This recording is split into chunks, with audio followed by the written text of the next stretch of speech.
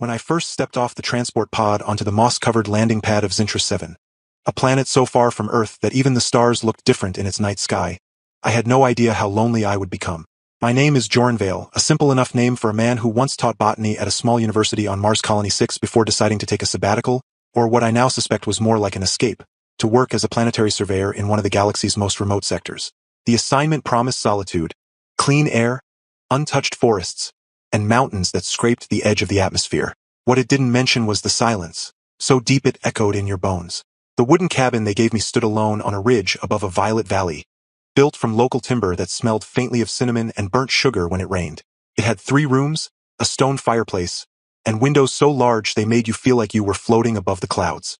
For the first few days, I wandered around unpacking boxes, marveling at the twin moons rising over the snow-capped peaks, and trying not to notice how every sound, the creak of a floorboard, the whistle of wind through the eaves, seemed to answer back with emptiness. Then she arrived. They called her Lyra.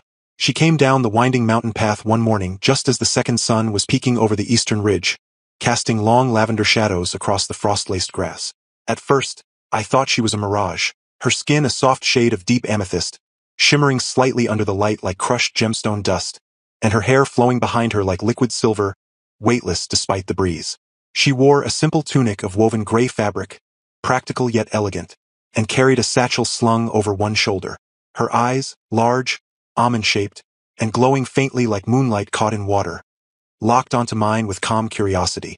"I have been assigned to assist with domestic maintenance," she said, her voice melodic but firm, each word shaped with precision, as if she had rehearsed them many times.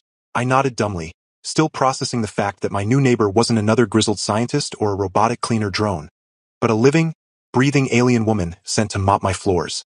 Lyra worked silently at first, moving through the cabin with a quiet grace that bordered on hypnotic. She swept the hardwood with a broom made of dried reeds, wiped down counters with a sponge that expanded when wet, and folded my clothes into perfect squares that looked like origami sculptures. I watched her from the kitchen table, pretending to read reports on soil composition while actually stealing glances at the way her fingers moved, delicate, efficient, almost musical in their rhythm. After a week, I finally worked up the courage to speak. Do you always wear your hair like that?" I asked, instantly regretting it. It sounded stupid even in my head. But Lyra paused, turned, and smiled. Not a wide grin, but a subtle lifting at the corners of her lips that lit up her entire face. "It is customary among my people," she replied. "White signifies wisdom, purple our clan lineage." I blinked. "So, you're wise and royal?" She laughed then, a soft, chiming sound like wind through crystal bells, and said, "Not royal, just from a long line of housekeepers." That broke the ice. From then on, we talked. At first, it was only during her visits, 3 times a week, always in the mornings. We spoke about small things. The weather patterns on Zintra 7, 2 seasons. Blooming and freezing, the strange 6-legged deer-like creatures that sometimes nibbled at the garden fence, and the way the northern lights here danced in spirals instead of waves. I told her about Earth, about oceans, pizza, dogs, and why humans cried when they were happy. She listened intently, tilting her head like a curious bird, asking questions that revealed both innocence and startling depth. "You mean you enjoy eating something covered in red fruit juice that stains your fingers and makes your tongue burn?" she asked after I described strawberries with balsamic vinegar. "Yes," I said, laughing. "It's complicated." She nodded solemnly. "Like love." That word hung in the air longer than it should have. Over time, Lyra began staying longer after cleaning. She'd brew tea in the little pot I'd brought from home, a ritual she quickly adopted with near-religious seriousness, using leaves from a bush outside that tasted like mint and lavender. We sat by the fire, wrapped in wool blankets, watching the twin moons rise as she told me stories of her people, the Vathari, who lived in underground cities beneath the planet's icy crust. They valued order, harmony, and service above all else. Emotions were regulated, relationships structured, and personal desires kept in careful balance. "We do not rush into feelings," she explained once. "We let them grow like roots, slow, unseen, until they can support the tree." I remember staring into the flames, wondering if she knew how much I already admired her. Not just for her beauty, though that was undeniable, but for the quiet strength in her presence, the way she carried herself like someone who knew exactly who she was, even in a world not her own. One evening, during a particularly fierce storm, the power went out. Wind howled around the cabin like a pack of spectral wolves, and rain lashed against the windows in thick sheets. I fumbled for candles, cursing as I knocked over a stack of books. Then, a soft glow filled the room. Lyra had activated a small orb from her satchel, one of her people's tools, that emitted a pale blue light, pulsing gently like a heartbeat. "Is this better?" she asked. I nodded, suddenly aware of how close we were standing. Thunder cracked overhead, and without thinking, I reached out to steady a wobbling shelf. My hand brushed hers. A jolt ran through me. Part electricity, part something deeper, older. We both froze. Her white hair framed her face like a halo in the dim light, and for a moment, I thought she might pull away. Instead, she looked at me, really looked, and whispered, "Your pulse is elevated." I swallowed. Yeah, must be the storm. But it wasn't the storm. After that night, something shifted. Our conversations grew longer, heavier. I started looking forward to her visits with a kind of desperate anticipation. When she wasn't there, I found myself noticing things. The indentation her body left on the couch. The faint scent of ozone and wildflowers that lingered after she left. The way the house felt colder, quieter, somehow incomplete. I began leaving little things for her. A sketch I'd drawn of the valley. A jar of honey from a hive I'd discovered near the stream. A translated poem about distant stars. She never said much, but I saw the way her eyes softened when she found them. Once, I caught her humming a human lullaby I'd played on my old music box. When I asked where she'd learned it, she simply said, "I listen to everything you leave behind." Then came the day I realized I was in love with her. It wasn't dramatic. No lightning strike, no grand revelation. It happened while I was peeling potatoes in the kitchen, and she was sweeping near the window, her reflection dancing in the glass. Sunlight poured in, turning her silver hair into molten thread, and for no reason at all I thought, I want to wake up to this every morning for the rest of my life. The thought hit me like a physical blow. I dropped the potato. Water splashed across the floor. Lyra turned, concerned. "Are you injured?" I shook my head, heart pounding. "No, just lost in thought." She tilted her head. "About what?" I opened my mouth, then closed it. How could I explain this? That somewhere between her explaining Vathari tea ceremonies and me teaching her how to whistle, a skill she claimed violated natural resonance laws, I had fallen, completely hopelessly, in love with an alien maid from a species that didn't believe in spontaneous romance?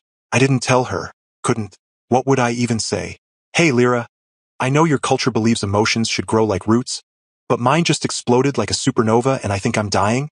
It sounded ridiculous, so I buried it, smiled when she came, laughed at her dry jokes. "Your planet has weather? How inefficient." Pretended my chest didn't ache when she left. But the universe, it seemed, had other plans. A month later, a distress signal crackled over my emergency band. An automated ping from a crashed scout vessel near the northern glaciers. Standard procedure demanded I report it, but given the remoteness and the incoming blizzard, rescue teams wouldn't arrive for weeks. Couldn't ignore it. Strapping on thermal gear, I prepared to make the trek. Lyra showed up earlier than expected, her usual calm replaced by sharp urgency. "You cannot go," she said flatly. "The storm will kill you." I tried to explain protocol, duty, the chance someone might still be alive. She stepped closer, her voice dropping. "I know these mountains. I've tracked storms since childhood. If you go, you won't return." I hesitated. "Then come with me." She stared at me. "That would violate assignment parameters." "Screw parameters," I snapped. "People might be dying." Silence stretched between us. Then, to my shock, she turned and began gathering supplies, thermal wraps, oxygen boosters, navigation crystals. "I am not coming as your maid," she said quietly. "I am coming as a guide. And if you die, I will never forgive myself." We set out at dawn. The climb was brutal. Winds screamed like banshees, flinging ice shards that stung like needles. Visibility dropped to mere feet. More than once, I slipped, catching myself on jagged rock or Lyra's strong arm pulling me back. She moved with uncanny precision, reading the terrain like a language only she understood. At one point, we took shelter in a shallow cave. I shivered violently, my suit's heater failing. Without a word, Lyra pressed close, wrapping her arms around me. Her skin was warm, unnaturally so, like holding a sun-warmed stone. "Vathari regulate body heat," she murmured. "It is a survival trait." I wanted to thank her, to say something meaningful, but all I could manage was, "You're basically a space heater." She snorted, a surprisingly human sound, and muttered, "Flattering." Hours later, we found the wreck. It lay half buried in a glacier, hull split open like a gutted fish. Inside, two figures, both unconscious, one badly injured. They weren't human. Their skin was mottled green, with gills flaring at the neck. Smugglers, maybe, or refugees. Doesn't matter. They needed help. Lyra assessed them quickly, using a small device to scan vitals. One will survive.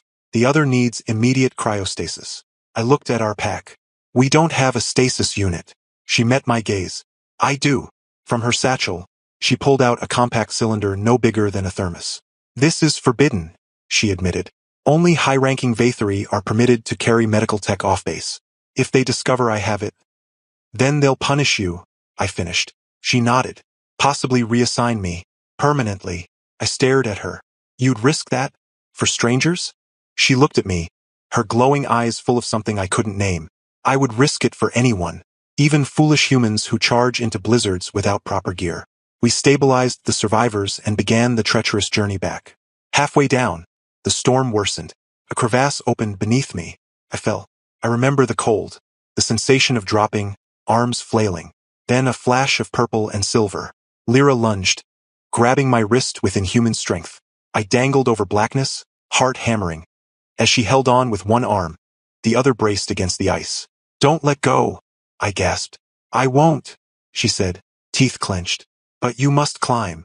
Every muscle burned as I scrambled, boots slipping, fingers clawing at frozen rock. Finally, I rolled onto solid ground, collapsing beside her. We lay there, panting, snow falling softly around us. I turned my head. She was staring at the sky, face streaked with frost. Why did you come with me? I asked.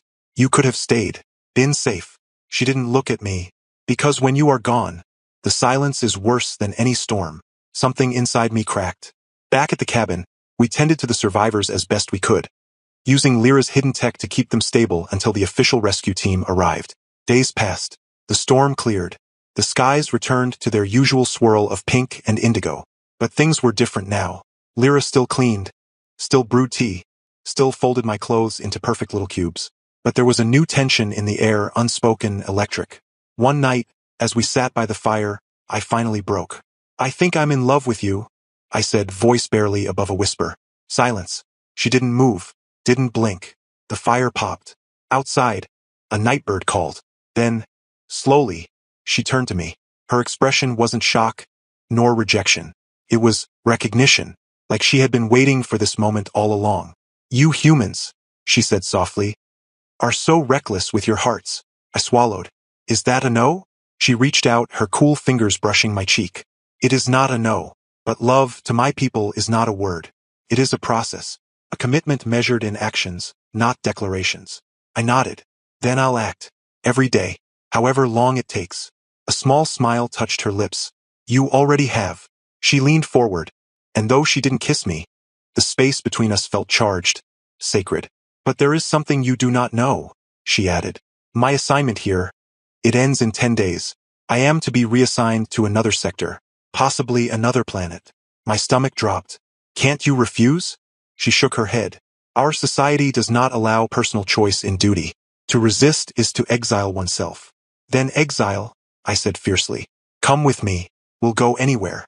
Earth, Mars, a space station in the middle of nowhere. Just don't go. She didn't answer that night.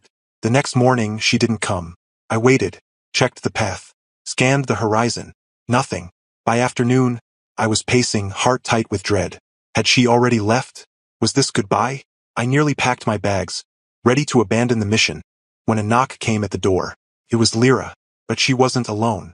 Behind her stood 3 figures in flowing gray robes, their faces obscured by hoods, their skin the same deep purple as hers. Vathari elders. My breath caught. This was it, reassignment.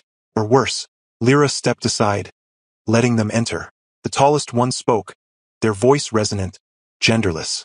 Joran Vale, you have disrupted the balance. I stood straighter. If helping people is disruption, then yes. The elder tilted their head. You have formed an emotional bond with a Vathari caretaker. This is forbidden. Forbidden. I shot back. Since when is caring about someone a crime? It is not caring that is forbidden, the elder said calmly. It is attachment without structure. Love without foundation. I opened my mouth, but Lyra stepped forward. I petition for bond recognition, she said, voice steady. The room went still. The elders exchanged silent glances. You understand the implications? One asked. If granted, you will no longer serve as a caretaker. You will be required to undergo union trials. And if found incompatible, both of you will face social disconnection. Lyra didn't hesitate. I accept. The lead elder turned to me. And you, human?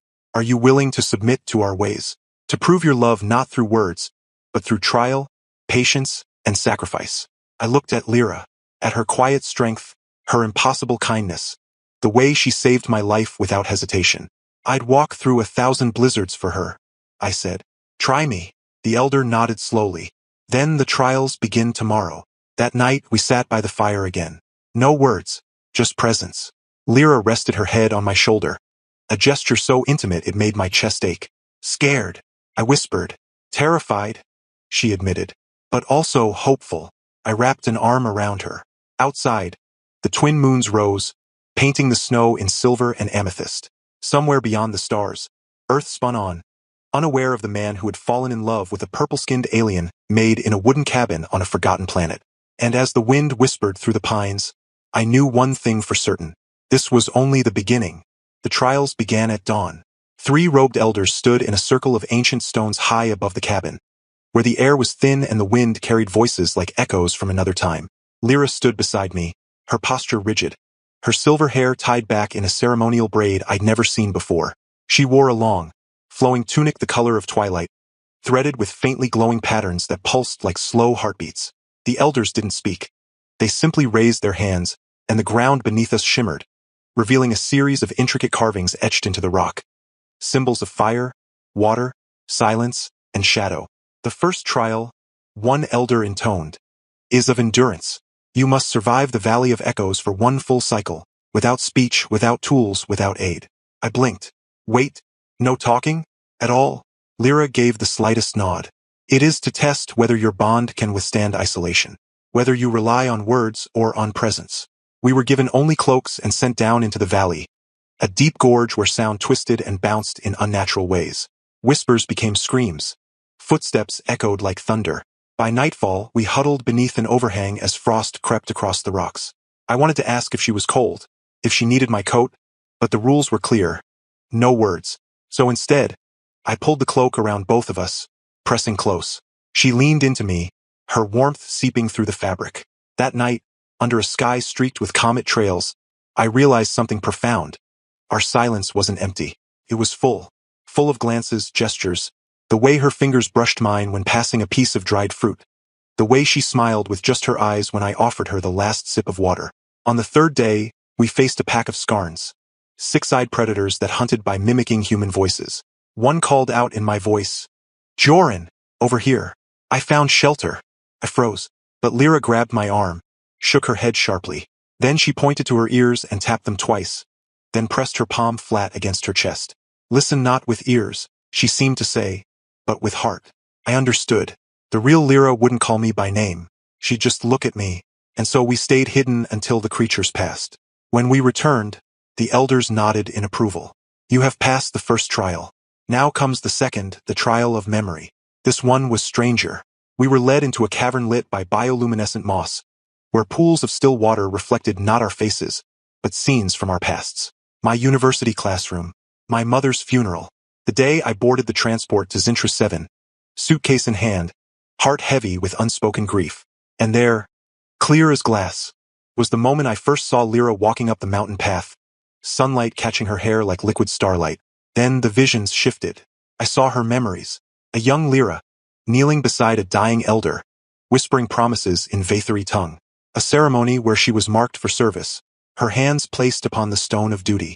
And then, something that made my breath catch, a file, hidden in the archives of her people, labeled Human Contact, Emotional Risk Assessment. It listed me, Joran Vale, and beneath it, a note. Subject shows elevated emotional resonance with caretaker. Recommend early reassignment to prevent attachment. My stomach dropped. They had planned to take her away. Long before I even realized how I felt. Before I could react, the vision changed again. Lyra, standing before the council weeks ago, pleading, "He is not just a subject. He is kind. He listens. He sees me, not as a servant, but as a person." One elder replied coldly, "Seeing you is irrelevant. Your purpose is to serve, not to be seen." Tears burned my eyes. She had fought for this, for us, and I hadn't even known. The trial ended without explanation. The elders merely said, "The heart remembers what the mind tries to forget. You have both passed." But the third trial, the trial of choice, nearly broke us. "You must each enter the mirror chamber alone," the lead elder declared. "There you will face a decision, to stay together or to walk away. And whichever one chooses to leave, will have all memories of the other erased." I turned to Lyra, panic rising. "No, that's not fair." "It is the final test," the elder said. "Love cannot be true if it is not freely chosen, even if the cost is oblivion." We were separated. Inside the chamber, the walls were made of shifting crystal, reflecting infinite versions of myself. Some showed me back on Earth, teaching students, laughing with friends. Others showed me old and gray, living alone in the cabin, surrounded by books and silence. Then, suddenly, a door appeared. Beyond it, a life with Lyra on a neutral world, far from Vathri law. We built a house by a lake, grew strange flowers together, spoke two languages at once, stumbling over grammar and giggling. I saw her pregnant, saw her holding a child, half human, half Vathri, with purple skin and curly brown hair. I saw decades pass in seconds. Joy, struggle, love worn smooth by time. And then, another door. This one led to peace, to simplicity. I returned to my old life. No pain, no longing, just emptiness disguised as calm. A clean slate. But as I reached for it, a whisper echoed. "You will never remember her smile, or how she saved you from the crevasse, or the way she hummed your lullaby when she thought you were asleep." My hand trembled. I stepped toward the first door. The chamber dissolved. When I emerged, Lyra was already there, tears glistening on her violet cheeks. Without a word, she ran to me and wrapped her arms around my neck. I held her like I'd never let go. The elders watched in silence. Then, slowly, they removed their hoods. Their faces were not stern. They were moved. "The bond is recognized," the lead elder said. "You have proven that love, even between different worlds, can grow roots deep enough to shake mountains." Relief flooded me. We could stay together. But fate, it seemed, wasn't done testing us. 2 days later, a new signal came in, this time from the Vathri underground city. A distress pulse. Not from the elders, but from rebels. Lyra's people were divided. A faction opposed to the rigid caste system had risen, demanding freedom of choice, emotional autonomy, the right to love beyond duty. And they were being hunted. "They call themselves the Dawnborn," Lyra whispered as we studied the encrypted message. "They are mostly young ones, dissenters, outcasts." Her voice cracked. "My sister is among them." I looked at her. "Then we have to help." She hesitated. "If I go, I may never be allowed back here. The elders might revoke your permit. You could be exiled too." I took her hand. "Since when do we care about permission?"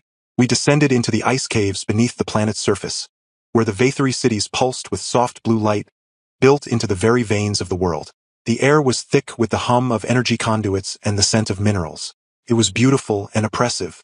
Rows of identical dwellings, silent workers moving in perfect rhythm, children trained in silence. No laughter, no touch, no art. We found the rebels hiding in a forgotten sector, survivors crammed into tunnels lit by stolen glow crystals. Lyra's sister, Nara, was younger, fiercer. Her white hair cropped short, her eyes blazing with defiance. When she saw Lyra, she didn't smile. She accused. "You left," Nara spat. "You served the humans. You forgot us." "I didn't forget," Lyra said softly. "I learned. And now you bring a human here?" Nara glared at me. "Do you think he understands what they've done to us? How they erase emotions? How they condition us from birth to suppress everything that makes us alive?" I stepped forward. "No, I don't fully understand. But I love her. And if loving her means fighting for your freedom, then I'm in." Nara laughed bitterly. "You humans always want to save everyone. But this isn't a story with a hero. This is war." That night, the hunters came.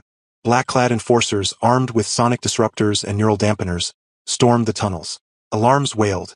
People screamed. I grabbed a fallen weapon, more like a tuning fork than a gun, and swung it wildly, disorienting one attacker long enough for Lyra to shove him into a wall. She moved like a storm, graceful, precise, using her knowledge of the tunnels to guide refugees through secret passages. I followed, dragging an injured rebel, firing the device at anything that moved. In the chaos, Nara was hit. A neural blast struck her chest. She collapsed, gasping, her body convulsing. Lyra dropped beside her, pressing her hands to her sister's temples, chanting in Vathri. A soft glow spread from her palms. Minutes passed. Then Nara breathed steadily. She lives, Lyra whispered. But they will come again. Stronger. We couldn't stay. With the remaining rebels, we fled deeper, into the core caves, a place even the enforcers feared to go. Legends said the planet itself spoke there, its molten heart pulsing with ancient energy. Bioluminescent fungi carpeted the walls, and rivers of liquid light snaked through the rock. In the center stood a massive crystal spire, humming with power. This is the Heartstone, Lyra said. Our ancestors believed it connected all Vathari minds. If we activate it with a unity frequency, it could broadcast our message to every citizen. Free them from mental conditioning. But it could also destroy the city, I said. She looked at me. Sometimes, to heal, something must break. We worked through the night, decoding the activation sequence, linking rebel tech with Vathari science. I helped where I could, though most of it was beyond me. Still, Lyra kept glancing at me, smiling faintly when I made a joke to ease the tension. Only you would crack a joke about alien crystals while the world ends, she murmured. At dawn, we triggered the pulse. The spire erupted in light. Waves of energy surged outward, invisible but felt. A vibration in the bones, a whisper in the blood. Across the planet, millions of Vathari froze. Then, one by one, they began to feel.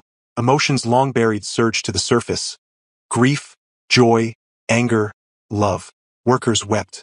Elders clutched their hearts. Children laughed for the first time. The system cracked. By midday, reports flooded in. Cities in revolt. Enforcers laying down arms. Council chambers emptied. The old order was collapsing. But victory came at a cost. The energy surge destabilized the ice crust. Tremors shook the planet. Cracks split the surface. The cabin, our home, collapsed into a fissure, swallowed by the earth. We stood on a ridge, watching the smoke rise, the rebels behind us, weary but alive. Lyra leaned into me. Everything is gone. I wrapped my arm around her. Not everything. She looked up. What do we do now? I smiled. We build something new. We didn't stay on Zintra 7. Not as it was. The planet needed time to heal, its people to rediscover who they were without chains. So we left, with the rebels, with Nara now recovering, with a handful of others who dreamed of a different future. We found a moon. Small, barren, perfect. Orbiting a quiet gas giant, it had no name, no history, no laws. We landed, unpacked, and began. First, a shelter. Then a garden. Then a school. I taught botany again. Lyra taught emotion regulation, how to feel deeply without drowning. Nara trained rebels into peacekeepers. Children played in the dust, laughing in 2 languages. And at night we sat outside, wrapped in blankets, staring at the stars. One evening, Lyra turned to me, her eyes glowing in the dim light. Do you ever miss Earth? I thought of crowded cities, noisy subways, the smell of rain on pavement. Sometimes, but not enough to leave this. She smiled. Good. Because I have something to tell you. I frowned. What? She placed my hand on her abdomen, and beneath my palm, I felt it. A tiny, rhythmic pulse. Not 1, 2. My breath stopped. We're having twins, she whispered. Tears spilled down my face. I pulled her close, burying my face in her silver hair. The universe had thrown storms, trials, wars, and miracles at us. And still we were here, still choosing each other. As the twin suns rose over the dunes, painting the sky in gold and violet, I knew one thing for certain. Love wasn't just surviving the impossible. It was building a future from its ashes. And ours had only just begun. Years melted like morning frost under the twin suns. Our little moon, now named Lyra's Rest by decree of giggling children, blossomed into a haven. The first tree I planted, a stubborn earth sapling wrapped in thermal gel, finally unfurled its leaves, trembling in the alien breeze. Around it, gardens bloomed with hybrid flowers, purple petals with golden cores, vines that sang when touched. The settlement grew, domes of recycled alloy, winding paths lit by glowing stones. A school where human and Vathari children learned to paint, sing, and argue over whose turn it was to feed the 6-legged pet lizard. The twins arrived under a sky streaked with comet fire, 2 tiny miracles wrapped in soft blankets. Kalen, our son, had my curly hair and Lyra's amethyst skin, his eyes already shimmering with quiet wisdom. Mira, our daughter, took after me in spirit, wild curls, bright laughter. But her hands glowed faintly when she was happy, a gift from her mother's bloodline. We held them by the fire that first night, Nara snapping photos with a salvaged recorder, muttering, I still can't believe you're a father. while grinning. Life wasn't perfect. Power failed. Sandstorms raged. Once, a misfired rocket nearly vaporized the greenhouse. But we laughed more than we panicked. I taught the kids to whistle. Lyra taught them to listen to silence. We celebrated birthdays with cake made from moon moss and honey from our brave little bees.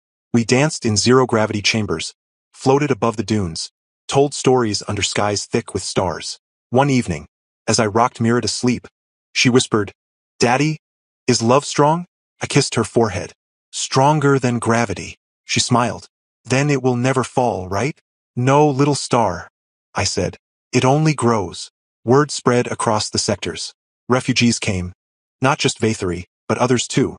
Displaced scientists, runaway androids seeking purpose. Even a grumpy old Martian botanist who claimed he'd come for research but stayed for the tea. Our home became a symbol, proof that different souls could grow together, root to root, heart to heart. Lyra and I stood on the ridge one dawn, watching the suns rise, our children playing below with Nera chasing them like a silver-haired shadow. She leaned into me, her hand finding mine. "We were given so many reasons to walk away," she murmured. I squeezed her fingers. "But we chose to stay." She turned, her glowing eyes full of ancient light and new joy. "I would choose you in every universe, Joran Vale." And as the wind carried the sound of our children's laughter into the endless sky, I knew this was not just a happy ending. It was the beautiful, messy, radiant beginning of forever.